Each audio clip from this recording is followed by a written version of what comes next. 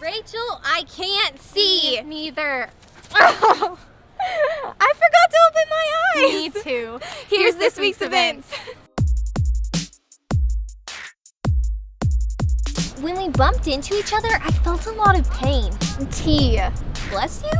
I wasn't sneezing, but I am blessed because T-Pain is coming in May. Oh yeah, tickets will be available to students with a valid K-State ID. Plus, there'll be free Chick-fil-A lemonade, Pepsi, and coffee giveaways While supplies last. You know how we weren't aware of our surroundings earlier, like in the intro? Well, I want to increase my awareness in all aspects. That's why I'm going to the lecture, Islamophobia in America.